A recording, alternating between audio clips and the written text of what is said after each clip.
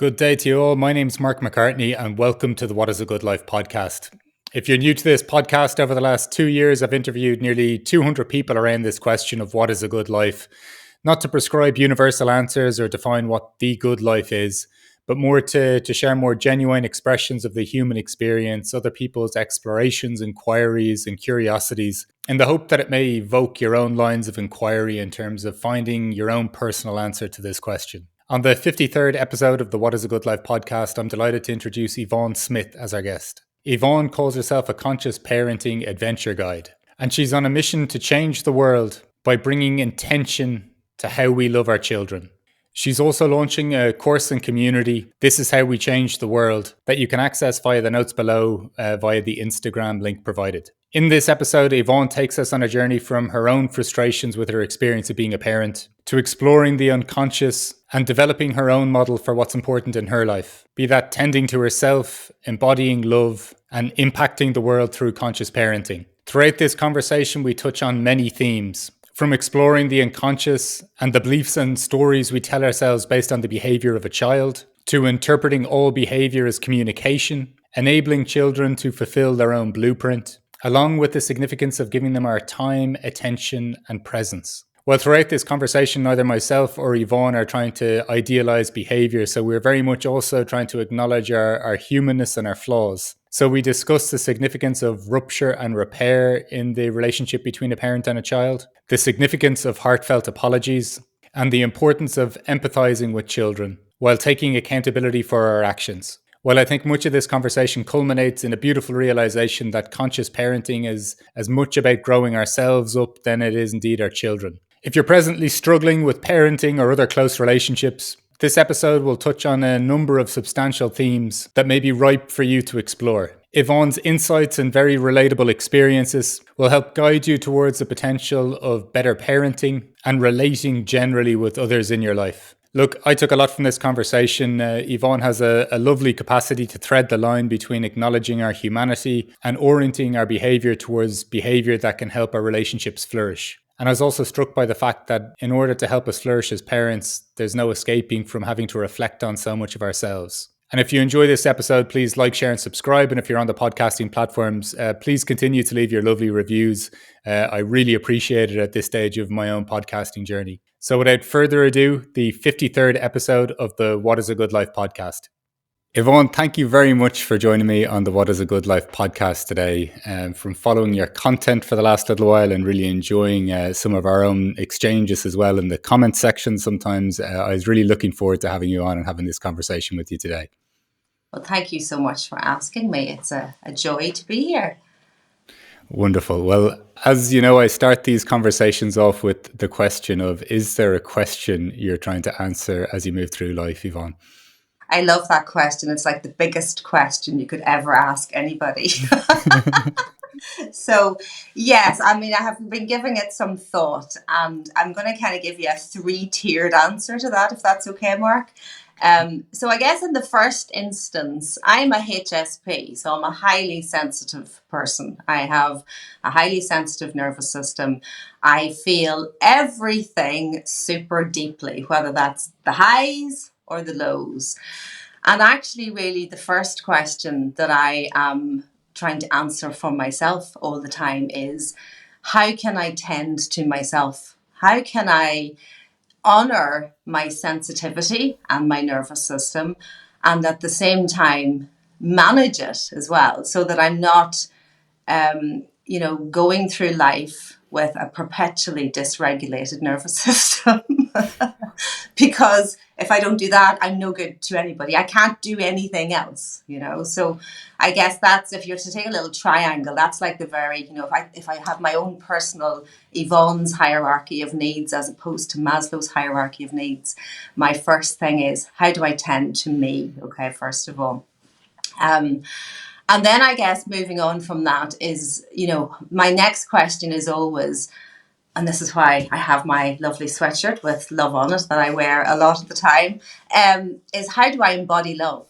How do I live love? How do I be love? How do I show up as love? How do I shine love? That's kind of my constant kind of navigation and filter for my own life. And I suppose at the first level, that's kind of at a micro level. So first of all, it's with my own kids. I have two kids. I have two boys who are 14 and the other one is 13 in a couple of weeks. So it's really how do I do that with them? How do I embody love with them? And then, also in my own kind of micro world, in my friendships, in the communities that I'm in, with the people that I meet on a day-to-day basis. And then kind of the top of my triangle is how do I change the world? And I know that sounds massive, Mark, but it's linked to embodying love, really. And it's, how do I change in the world, or how do I contribute towards changing in the world what I believe is really not the embodiment of love? And the society that we live in, this Western society, this Western culture, which is the only one I'm familiar with because it's the one that I'm immersed in and live in, I think it's quite sick. I think that it's very individualistic, very materialistic, both of which kind of feed the whole capitalist machine. It's very competitive, it's very comparative. It seems to value a lot of things like success and money and power and, things that are outside of ourselves. And, my question to myself, once I've tended to myself and tended to my micro world, is how do I make an impact on that?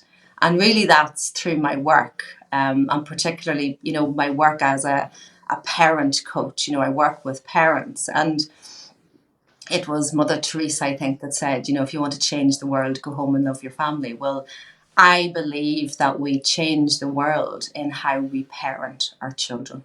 Well, that's a beautiful answer, and I like how they're all linked as well. And I also love this really big statement of how do I change the world, and then distilling it down to how do I raise my children well, essentially, or how do I contribute through being the best parent you can be in whatever way that is. Mm. How have you come to that point of, like, how did you come to that answer when looking, how can I change the world? And acknowledging a lot of the sickness that we both probably see in society then, how did you reduce it or distill it to that? That's a great question. I guess, my own relationship with my children is kind of my living laboratory for life, I feel. And I came to parenthood quite late, and I always wanted to be a parent. Like from I was a young child, I knew that I wanted to be a mother. It was a real part of my identity, even from a very young age. And I was so delighted and thrilled to, get pregnant so easily and have two healthy boys at quite a late stage. I had my first kid at 39 and my second one at 41. So, but a few years in, I started to really struggle with my own emotional reactivity.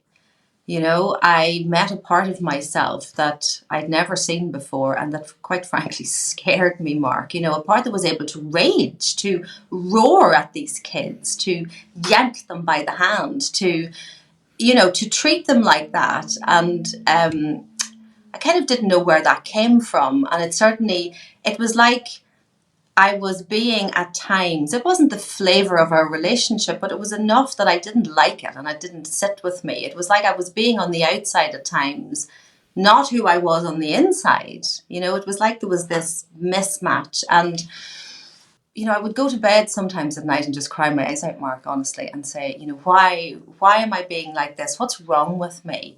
How can I behave like this around the two people that I love the most in the whole world? It's crazy. And I ended up coming across, I did an NLP course, and on that NLP course, it was the first time ever I learned about the unconscious. That's the first time ever I was introduced to this idea of our unconscious, and how 95% they say of our behavior is driven by our unconscious. So, and that was where I started to say, okay, there's something in my unconscious that is triggering me. And again, I didn't have that word trigger back then.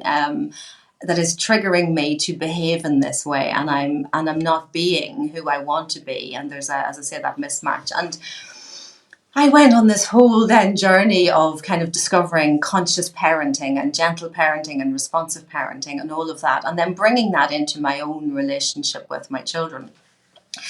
And through that, understanding the difference that it makes to our children and their evolving sense of self by how we relate to them.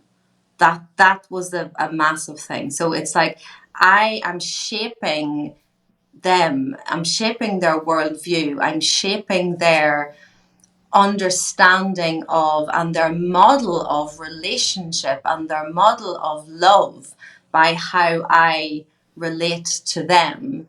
And it's incumbent upon me to manage myself and to grow myself up in order to be able to show up in that relationship with them in a way that supports their flourishing, I guess. So it was kind of all of that realization of that impact, the massiveness of that impact, and of creating that model. And that's why I say that's how we change the world, because how we relate to our children and how we love our children becomes their model for relationship. And that's really, really important, because if our children have a model of relationship that is that they are seen, they are heard, they're validated, they're loved unconditionally, they are given a voice, that their opinion matters, that they're considered, that they're empowered, that's the model they take into their adult lives.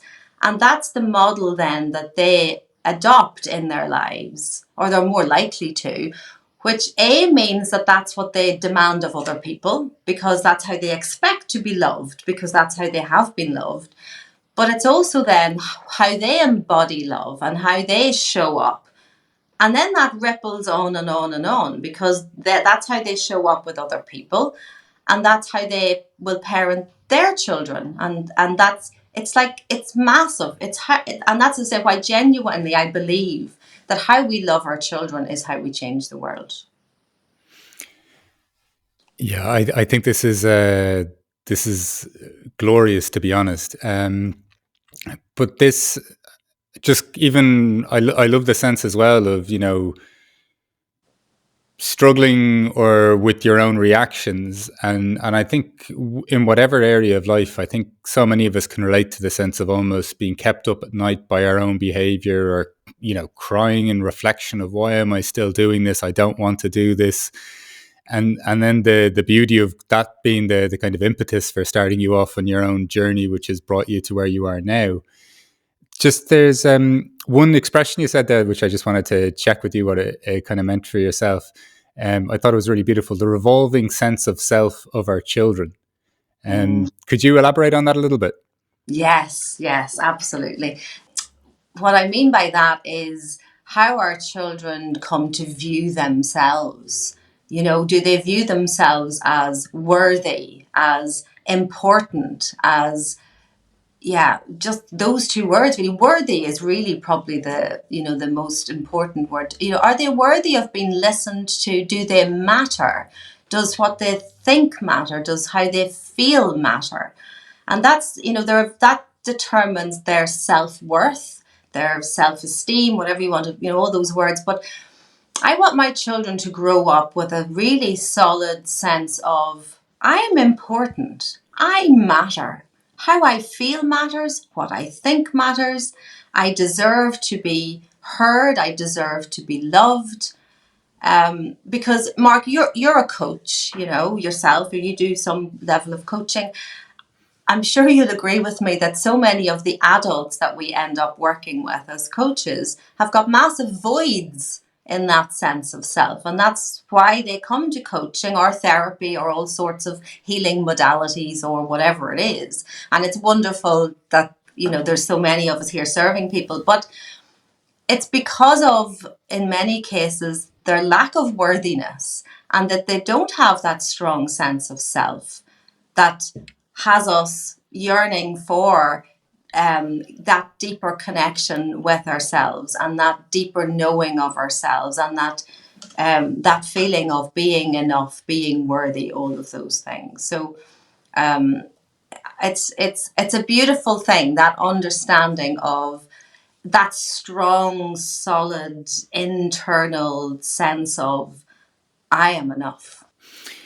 Yeah, there's something though really like I think there's something so important about this, and I've recently become a father in the last 4 months, and for me, I think it also kind of links to what you're seeing as some of the sickness in society that I think kind of not infects this relationship, but so a lot of new parents I see kind of are telling me about all the different modalities they're doing to enhance cognitive ability, or this or that in the kind of almost like metric development of a child. And I've distilled it into something very simple for myself. It's like if I can pay attention to her, and the love will come anyway, like especially as they get older, as the months roll by, it seems to grow. um but to me it's that simple. Like if she's seen, if she's paid attention to, if she knows she matters and she feels love, like if that was a fundamental staple or cornerstone of somebody's upbringing or existence, then the chips may fall wherever they may, if you know what I mean, after that point. But there seems to be, I don't know, such a rush to try to, I don't know, people, as the moment the child is born, the focus moves from that to like, what school do we try to get them into? Do you know what I mean? And I see people going through all these levels as they go through life, but I think it's remarkably simple. Doesn't mean easy, but like I think whatever pulls us away from that, like whatever pulls us away from giving children attention, like we can distract ourselves with ideas. Well, if I provide them with all the trappings of life, that will make up for it. But I think there's a very simple fundamental aspect that like time and attention are the most important commodities you can give anyone. And it seems like while we get lost in the societal race and this comparative element and this competitive elements you're touching on, it pulls us away from that fundamental ingredient of parenting. Absolutely, 100%, Mark. That, yeah, time, attention, presence. You've mentioned that yourself before. I've heard you talk about that. But yeah, presence, and I know it's an old cliche, and we roll it out at Christmas. Our children need presents more than they need presents. But Yeah, it's a cliche for a reason, and it's not just for Christmas. It's yeah. like, yes, presence. It's enormously important, and it is the thing that feeds their soul. Like, it really does. It feeds our children's souls when we can simply be present with them to witness their unfolding, as opposed to trying to mold them, and that's kind of what you're alluding to there in some ways. It's like, how can I get them into the best school? What activities do they need to be doing? And a lot of this is so well intentioned, because Yeah. we want to give our children the best opportunities. We want them to realize their potential. We want them possibly at times to give them opportunities that we didn't have, perhaps. And it's very well intentioned, but what often happens is we actually get in the way of our children unfolding into who they're supposed to be, as opposed to what and whom we might like them to be. I mean, I use an analogy often with parents about, if you take an acorn and plant it, it grows into an oak tree. If you take a sunflower seed and plant it, it grows into a sunflower. If you take a seedling for an orchid and nurture it, it grows into an orchid. And you can't take an orchid seedling and turn it into an oak tree. It's impossible. But this is often what we're trying to do with our children. We want them to be a certain way. And in our attempt to shape and mold them, they often don't turn into anything that flourishes, because we're trying to make them into something that they're not. And you may have a child who's a delicate orchid. You can't make them into an oak tree. And in your trying, you will kill the orchid, the beautiful orchid. So our job, I feel, as parents is, whatever blueprint our children come into the world with, our job is to help them become the strongest, biggest oak tree, or the sunniest, tallest sunflower, or the most beautiful, delicate orchid. And how do you how do you help people let go of that attachment? Because something I find very interesting is our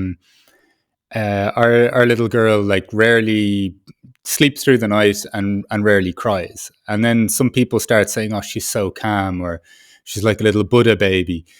And of course, I'm at some point, I'm also thinking the same. This is brilliant, and but then, then when you ultimately hear cries or whatever, that's going to shatter that illusion, or even just people projecting, oh, look at her fingers, will she play the piano or something? Do you know what I mean? Like, and I'm very much trying to like go, can we all just relax and just not say anything? And I even have ideas in my head of like, I don't know if she'll lead a country or be unemployed, like, or whatever, like, it's, but at the same time too, it's very hard as a human not to get attached to something that we perceive as positive. How do you, even for yourself or even with clients, like, how do you, because for me, I see that the attach or the projection of something will be inevitable, Mm. but I guess it's catching that and realizing that I'm doing it, and even not at this point because she's only 4 months old, but communicating that even when I notice I'm doing it when they're older. Mm. How do you kind of get a sense of, okay, I know that you perceive this as really positive and you're trying to you're doing this with the best intentions, but how do you kind of let them stand back and not interfere with the fundamentals of the blueprint, so to speak?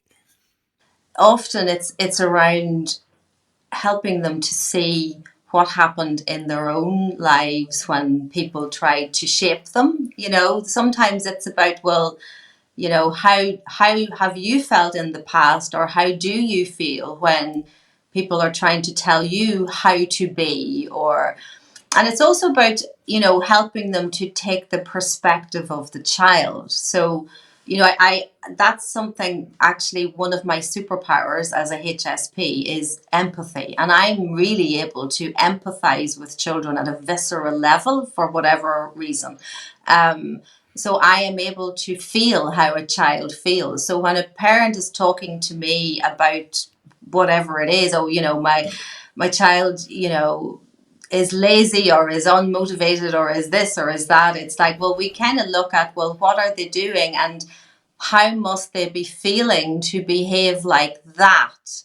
And, you know, what might that feel like for them, the things that you're saying, or so it's really through a series of kind of questioning and getting them to step back and to empathize with the child's experience and how it feels to be told what to do, or um, how to be in the world, because none of us as adults like to be told how to be or what to do, or and if we can understand that children are not a different species, they're just a smaller version of a human, which and as we are, and that we don't like to be told how to be or what to do. It doesn't mean that we don't make suggestions, of course, or that we don't give our children opportunities or expose them to certain activities or experiences or whatever.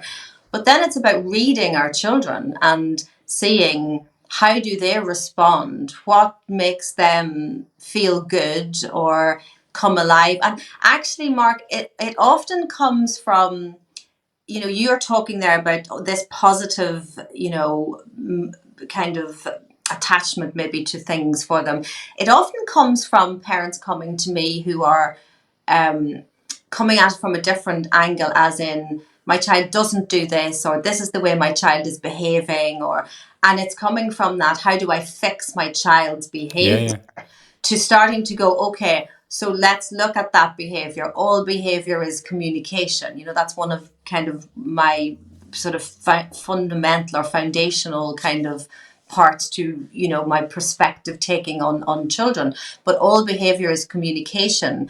And behavior is actually our children's first language, because they learn to behave before they learn to use words and language. So what are our children trying to tell us? And how must they be feeling to behave like that. And often they're behaving in a particular way because the way we're trying to get them to be runs contrary to what feels good for them on the inside. I don't know if that answers your question properly, No, but that definitely answers my question in that sense. But the I guess it's really interesting to observe just when you're talking about how, we don't enjoy people telling us how to be. Obviously, with our kind of societal norms, people do feel kind of contained within the expectations of how one should maybe live a life or how they should behave in certain, like what good decorum would be, or whatever it may be. But I think it's so interesting with a child, just the level of, because it's such a blank canvas almost at the start, without our words and things like this. Just it's amazing just to observe almost the sheer velocity of projections and labels and aspirations and hopes that people put onto children. And you mentioned earlier this sense of like, why would people see a coach or a therapist, and referring to some degree of void. I think there's also a danger if we don't have, and I'm not saying someone has to find a mission or a purpose before they have a child, like a child can become that in whatever way, but there is something, if there is a void in your life and a child comes along, to me it seems that it can be pretty dangerous then that child is the way in which you vicariously experience life, or how you would try to live life if you could go back and do it again, this kind of thing. So I don't know, I think it's really this sense of really obviously paying it, you're saying being deeply empathic and observing the child and seeing their reactions. Coming back to this attention thing, I just think it's so important, so that we're not ramming something on top of them, or putting a round peg into a square hole. Like I yes, think, yes, and making them our project. yeah, That comes back to what you said there, about making them our project. And yeah, no, you're absolutely right. And that's why, there's this balance, this line between being invested in our children and being over invested. um, and so that, yes, we are invested in them in a way of loving them in a way and nurturing and nourishing them in a way that allows them to, grow into the fullness of themselves, but not invested in them being a certain way. But you're so right, because society values our children being a certain way. So, society sends us these messages that if our child behaves like that, that's good. And if they behave like that, that's not good. So, but then there's another layer to that too, Mark, that um, we make up a story about our children's behavior. So, a child, is whatever, misbehaves, whatever way you want to put it. And it's like we make up a story about the child, but we also make up a story about ourselves. And that's also where there's a depth. It's like I make up the story that my child is bad, so ergo, I'm a bad parent. And that then can be the fuel for somebody feeling like they have to mold their child, they have to control them, I have to stamp out that behavior because they're making me look bad. And it's not so much in a, although it can be sometimes, an egotistical way, but sometimes it's just a very human way of feeling bad about ourselves because our child is not behaving in a particular way. I mean, I have a memory actually of when my children were maybe 5 and 6, or 4 and 5 even, going to the zoo and walking around the zoo. And there was a family up ahead of us with 3 boys, and they were maybe a little bit older, than my two. And they were swinging on these bars, and the mum and dad just called out and said, "Come on, boys!" And the 3 boys got off the bars and followed their parents. And I remember actually in that moment thinking, my kids just wouldn't do that, and feeling really bad about myself. Why don't my children just listen to me like that, or come yeah, off the bars immediately? Look at them. So, and it's very easy for us to make up that story about ourselves. Well, I'm the bad parent then because those children behave better than mine. But then what that leads me to is, and what I talk to parents about is that whole thing that you talked about, a blank canvas. But I help people to see how we came into the world as a blank canvas, and how I talk about a bucket. Like, we come into this world and we get handed this bucket, and our parents or our primary caregivers, the people who are, responsible for us, throw all these things into the bucket. All of their beliefs, their worldviews, their values, their thoughts, everything else. And then we carry that bucket around with us into adulthood, and our unconscious is basically the contents of that bucket, and that drives our behavior. So all the things that our parents put in there, all the beliefs that they have around money, education, success, relationships, independence, sex, like everything gets thrown in there, and we don't realize it. We don't realize that we're being driven by all of these beliefs that other people handed to us. So a large part of, or often a large part of what I do with parents, or what they get to do, is unpack the bucket, is to Yeah. unpack the drivers, of these. So, why are you getting so irate or upset or worried that your child is getting a C grade instead of an A grade? Well, what must you be believing, around that, and where did that belief come from, and is that belief helpful, resourceful? So, we can unpack our beliefs and go, okay, that one's really helpful because my parents taught me about kindness and generosity, and that's a value and a belief I want to hang on to. Okay, I can keep that one. But you see this one here, which says that, my children should be seen and not heard. Okay, I can throw that one away because actually that doesn't really accord with how I want to show up in the world, or what I want to believe. So there's an unpacking, and that's why actually conscious parenting is about growing ourselves up more so than growing our children up. It's about doing our own work to unpack all of this and really come up with, what are my own values? What do I truly believe? Why does this matter? And does it matter? What stories am I making up? So my children have grown me up more than, that I grew up in all the, 40 years before I had them.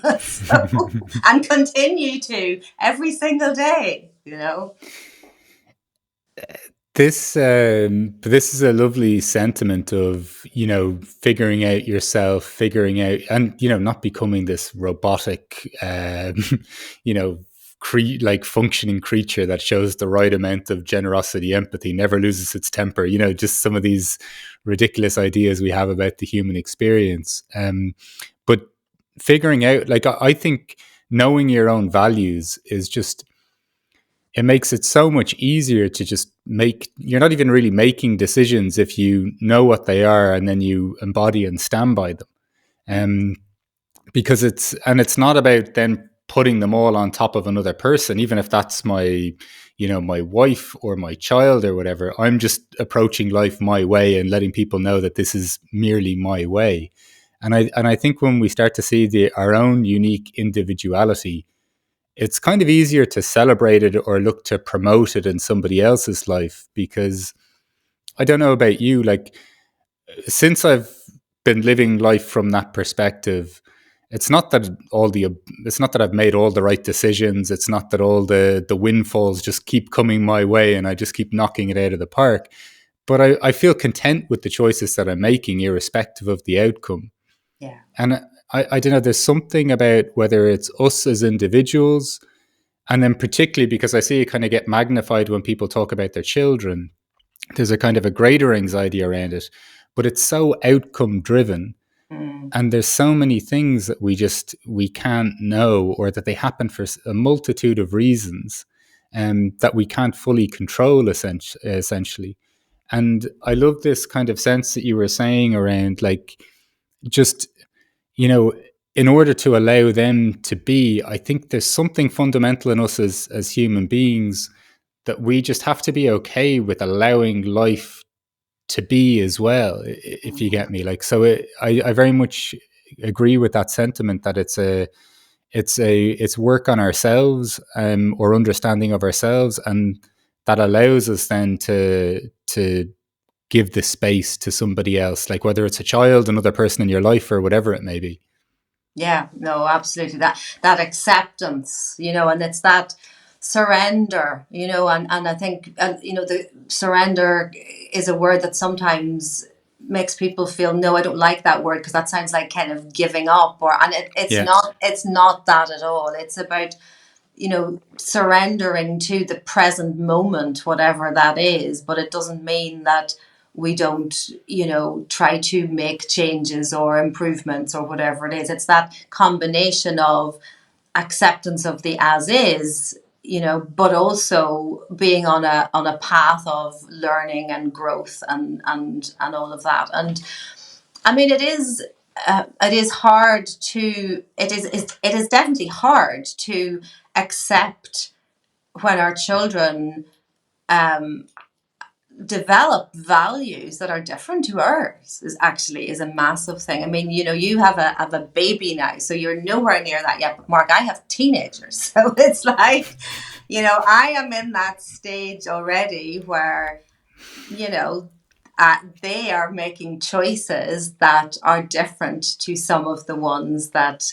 I am making or would make, and or that I would prefer they make at times. And, you know, conscious parenting is kind of easier when they're younger, because they do tend to follow and emulate us and want to follow and emulate us. But then there comes a time when it's like, I want to be different to you, Mum. That's actually part of their natural and healthy evolution. And that means that at times, sometimes they will even say they disagree with something just to disagree with it, even if, Yeah. just for the sake of it. So I'm in a whole new era now, Mark. I kind of thought, like, about 2 years ago, yeah, I kind of have this sus now, conscious parenting, all is pretty good. And then kind of we met these new years of, just pushing back in different ways. And that pushes actually us in terms of our growth and having to accept and surrender to this evolving person who is not going to be a mini me, and is going to, and it's not even, we don't mind our children having different interests to us. You don't mind if your child is into gymnastics and you weren't, or horse riding, or football. My kids are into football. Obviously they're boys and they're big into football, and that's okay. But it's when it comes to values, or actually how they view the world, and disagreeing with you about things. I had a conversation with one of my kids the other day about kind of the planet, and he had some different thoughts to me. It was, like a hard little path to navigate, because you can't force your opinion on a young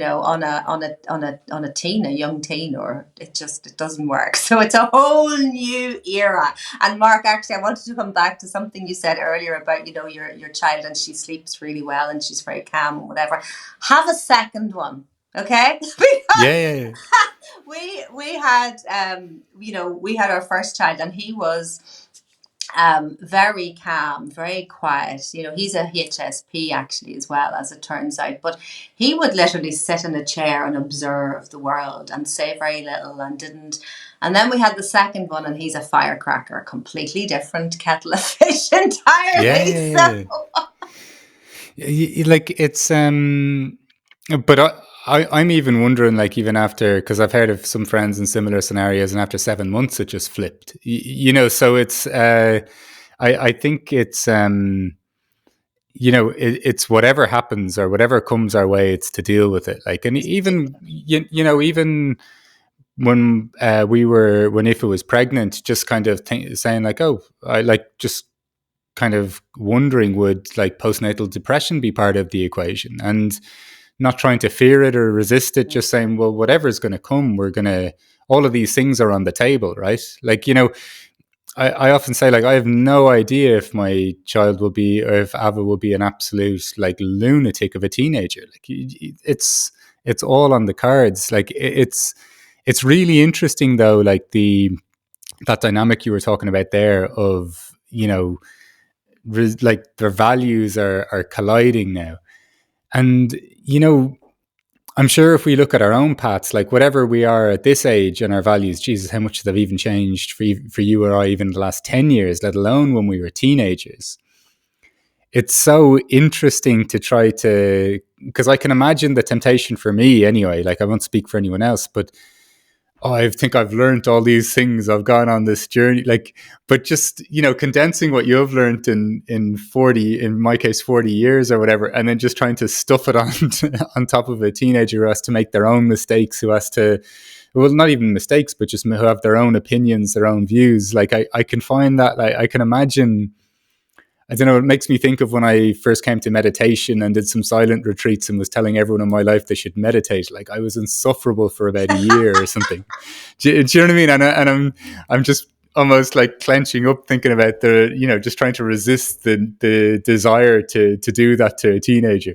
Oh, completely. And actually, the more inner work you've done, nearly the harder it is. Because like you say, I've done so much inner work over the last, even 5 years, even the last year, that I'm like, no, but I have all these great ideas, I know. So you don't need to suffer like this. You just need to do that. It's like, because I'm so, I've learned so much, and God, if I'd known this, all of this, and how to, for example, regulate my nervous system, that's a massive thing, and it's like, so I'm trying to teach them things. No, no, no, but if you just do this, and they're just like, go away, mum.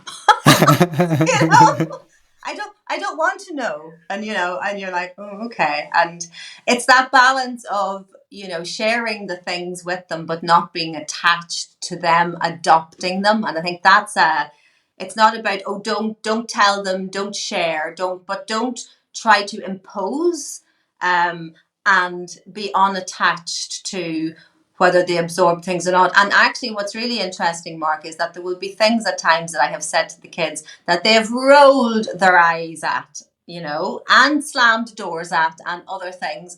But then they repeat them back, or they'll tell me they told their friend it or something. Yeah. So, and then you go, ha ha ha. So it did go in. It did go in somewhere, so.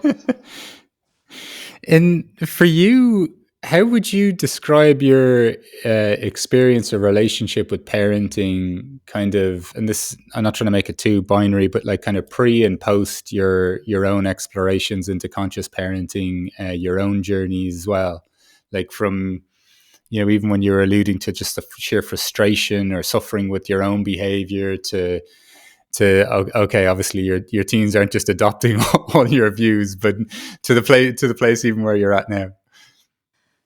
How do I compare the two?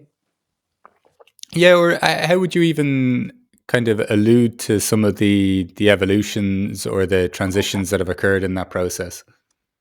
Yeah, I suppose the transition started when I changed the question from how do I get my child to do X and to stop doing Y, to why do I care so much? What story am I making up about them, about me? And how can I manage my behavior? So really, that's the transition. That's the shift. And if you can make that shift, it's massive. It's massive, because that's what I was struggling with when the kids were younger. It was like, why can't I get them to get into the bath, get out of the bath, get into the car, get out of the car, get into their pajamas, get out of their pajamas, brush their teeth. How can I get them to do the things, and how can I stop them doing those things? And I was going down the route of reading a lot of the, I suppose, mainstream parenting kind of advice, which is very behaviorist, which is trying to answer that question. Well, if you do this, they'll behave this way. And of course, the whole super nanny thing. I mean, Mark, I hold my hand up. I used the naughty step because that's what I learned from that whole mainstream thing, is that you do right. that. And again, that's behaviorist. So, but when you come away from how do I change their behavior to why is their behavior triggering me so much? What must I be believing deep down? Why do I feel threatened by it? Because what happens, Mark, is oftentimes our nervous systems go into a state of high alert, which has us getting frustrated, yelling, whatever, because we feel threatened. Well, how can I feel threatened? It's because our beliefs are being threatened. That's Right. actually what's happening. And that's the same feeling in our bodies as a saber-toothed tiger outside the window, And it's about starting to understand that I'm feeling threatened. That's what's happening. That's why I'm going from 0 to 90 in a nanosecond. And it's about, okay, so what's going on for me? What's going on for me? And how can I manage myself? How can I tend to myself? How can I interrogate my beliefs? How can I work on myself and my own sense of peace and equanimity? How can I regulate my own nervous system? All of that. So it becomes, whenever you take the focus of how do I fix them to how do I kind of tend to myself.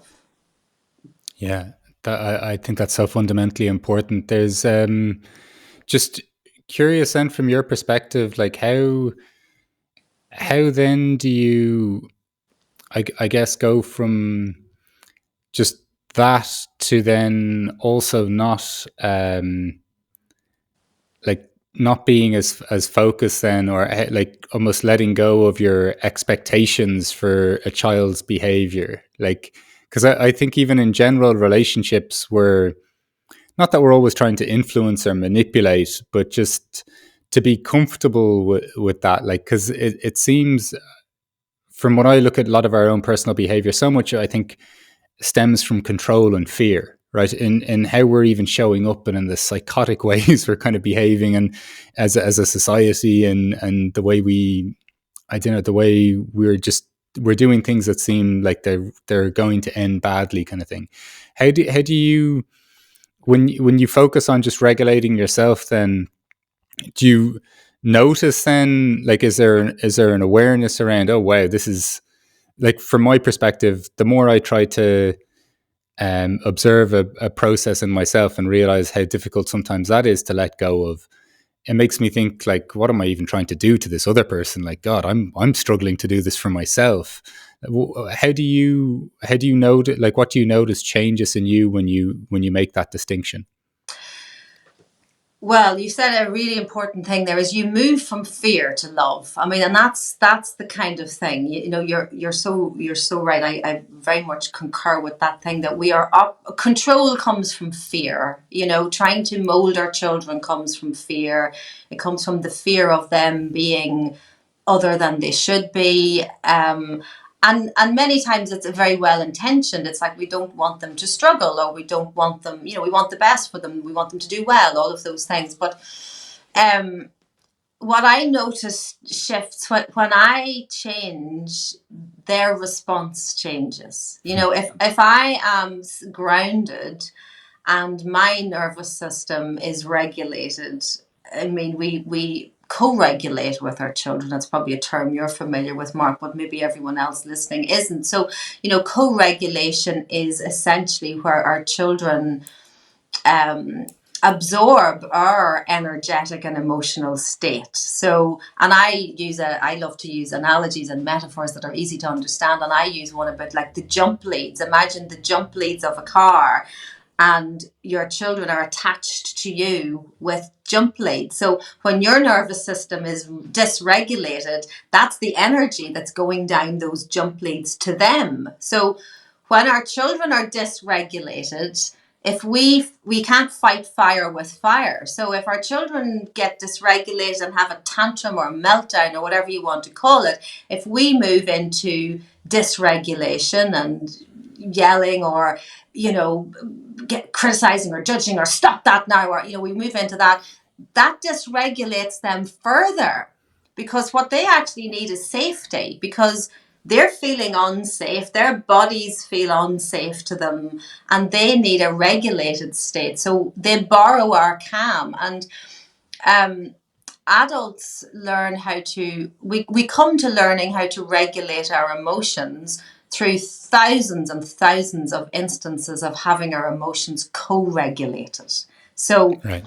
when we remain calm, when we are able to regulate ourselves, our children learn how to do that too, because it gives them the safety to come down from that highly dysregulated state.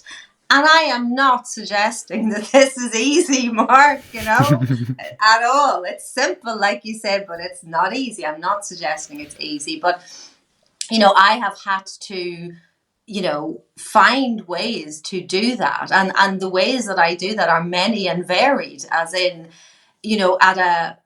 I have, on the one hand, things that I can do in the moment when I start to feel myself becoming dysregulated. So breath work, the most simple, easiest thing that you have available that doesn't take time on anything else. I also use EFT tapping. That's also in my kind of toolkit. Sometimes I walk into a different room. I just have to get out in order to remove myself from the hyperstimulation that is getting mine, so long as my child is safe, obviously physically safe. It's okay to walk away and give yourself a timeout. Yeah. That's perfectly acceptable. If your child is not in physical danger, and even to say to your child, "Mummy needs a moment," that's perfectly acceptable. That's a good model for your children to see too. But that's kind of in the moment. But then outside of that, it comes back to what I said at the very beginning, me tending to myself. The bottom layer of my triangle is, how do I navigate life in a way that I am mostly grounded, that I am, so that whenever something happens, that I don't flare up so easily, that I'm in that. And that's that's about some of the fundamentals like sleep and, nature and moving my body and all of that. But then it's also kind of at an individual level, we have to figure out what contributes to our own kind of well-being and our own sense of ease and peace and regulation. And so for me, I write poetry, I paint, yes, I walk, walking nature without listening to anything else. Solitude, I need solitude as well Yeah.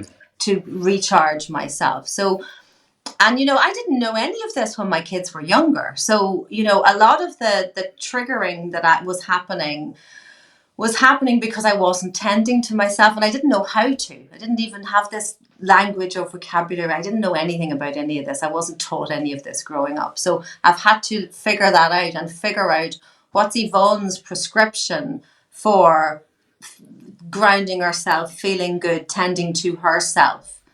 And as I say, we get to kind of figure that, and that involves us noticing, for ourselves, what contributes to us being in a good state. And if it's a case of, well, this happened with my kid today and I got so dysregulated, well, how am I tending to myself? What was happening before that? What have I been doing in the last few days? How, and it's really about getting to know ourselves and what we need. Yeah, I think this is for all relationships. This is just so important, and even just what you're touching on there, the outlet of some even creative expression or something to play with our own emotions or to express our own emotions, whether it was through art or poetry or whatever it may be. And the solitude one resonates with me massively as well. There's just curious, and this is like me preempting the future, I guess, for me. And I see how I do it in my adult relationships, but I've definitely been a fiery character for a lot of my life, and it's with a lot of the things that I'm working on. I'm happier with my relationship with anger at times, but still more than capable of doing things I regret. How do you balance that, like in terms of like even communicating with children, like reconciliation, accountability? Because we can do as many kind of tending to ourselves things, and we'll still be human at times as well, right? So how do you kind of see that playing out with our kids? I'm so glad you raised that, actually, because it's such a great point. Yeah, I still lose my temper with my kids occasionally. I still sometimes say things that sound critical or judgmental, and they respond accordingly. So, the whole thing of rupture and repair, okay, that's where that comes in. And again, to kind of use a metaphor, is like, if you're a cyclist, you will learn how to repair a puncture, and you will expect to get punctures. You don't go, I'm a bad cyclist if I get a puncture, okay? It's just part and parcel of cycling. And it's the same thing, it's part and parcel of any relationship, that there will be these ruptures, which are momentary ruptures in connection, that you can then repair. Okay, and that's really important. And you're not a bad parent, you're not a bad person, if you do these things that we all do. Like you say, Mark, we're human, and sometimes we're tired or stressed out or preoccupied or whatever it is, and we are impatient and frustrated and in fear instead of love and all of those things. So the repair is really important, and that's where a heartfelt apology comes in. It's the most simple of things, where you apologize to your child and you say, I am really sorry that I spoke to you that way. That was not okay, you know?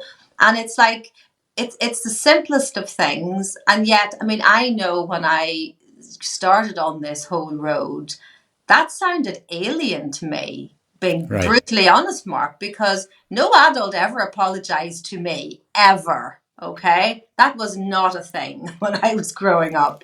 And it almost felt like you're losing ground. You can't, that's then I'm admitting I was in the wrong, and I'm the parent, and I'm all knowing, and I'm right. So, but it's a process, and it's a very beautiful thing, and the trust that you build with your children through apologizing is massive, and the permission you give them to be human is also massive, because they learn that, I will say to my kids, I don't get it right all the time. I'm sorry. And that was an instance of it, and a heartfelt apology doesn't include a but. Okay, that's very important, because Yeah. the minute you say but, you negate everything that went before it. So you don't say, well, I'm really sorry I shouted at you, but if you had come when I asked you, you say, I'm really sorry I shouted at you. That wasn't okay. I'm sorry.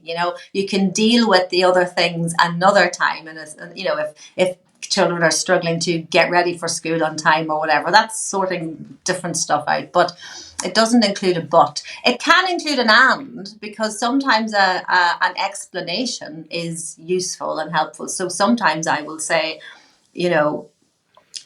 and I'm really tired because I haven't slept well. That's not an excuse, it's an explanation. It's not an excuse, but it's part of, or I'm really preoccupied about something else, or I'm worried about something else.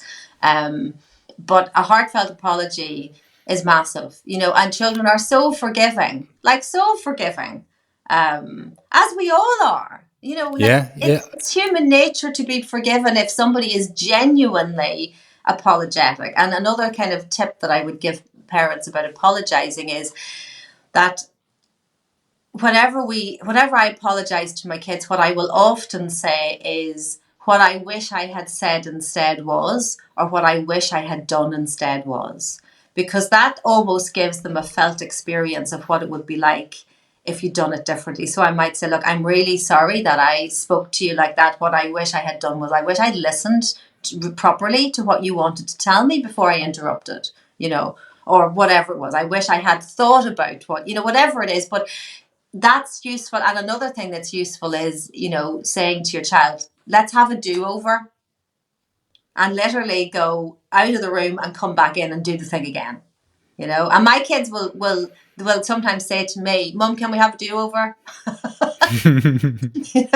Great thing to have for adults as well, Mark. In actual fact, everything that I talk about is they're relationship skills. So they're not just to do with your kids, seeing, hearing, validating, empathizing. Their relationship skills, they're not just for kids. And in actual fact, a lot of people that I work with turn around and go, do you know what, my relationship with my partner has improved so much in doing this work, because they're learning skills generally around holding space and witnessing and accepting and listening and unconditionally loving and apologizing and all of these things. So it's never just for kids.